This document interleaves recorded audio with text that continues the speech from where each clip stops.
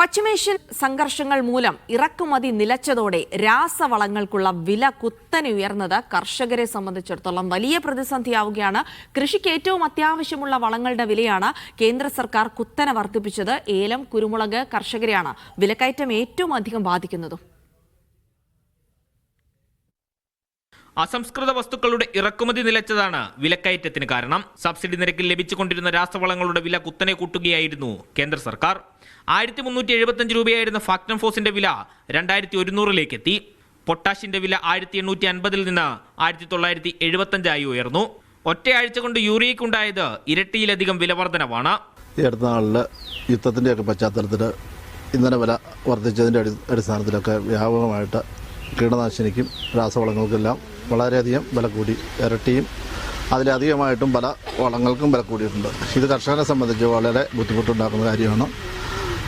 ഈ വർഷം ഏലത്തിന് ന്യായമായ വില ഉണ്ടായിരുന്നെങ്കിലും വരും വർഷങ്ങളിൽ അത് എത്രത്തോളം നിലനിൽക്കുമെന്നൊന്നും അറിയത്തില്ല. അപ്പോൾ വളത്തിനും കീടനാശിനിക്കും ഇതുപോലെ വില കൂടിയാൽ കർഷകന് പിടിച്ചിരിക്കാൻ പറ്റാത്ത ഒരു അവസ്ഥ വരും. അതുകൊണ്ട് കേന്ദ്ര സർക്കാർ സബ്സിഡി പോലെയുള്ള ആനുകൂല്യങ്ങൾ നൽകി ഈ മേഖലയെ പിടിച്ചു നിർത്താനുള്ള സംവിധാനം ചെയ്യണമെന്നാണ് പറയാനുള്ളത്.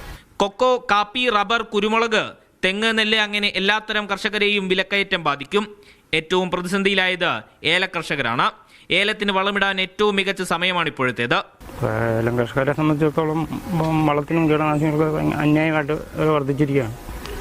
ഈ സാഹചര്യത്തിൽ യുദ്ധം ഇങ്ങനെ പൊട്ടിപ്പുറക്കുന്ന സാഹചര്യത്തിൽ ഇനിയും കൂടാനാണ് സാധ്യത എന്നാണ് വൻകിട കമ്പനികൾ അഭിപ്രായപ്പെടുന്നത്.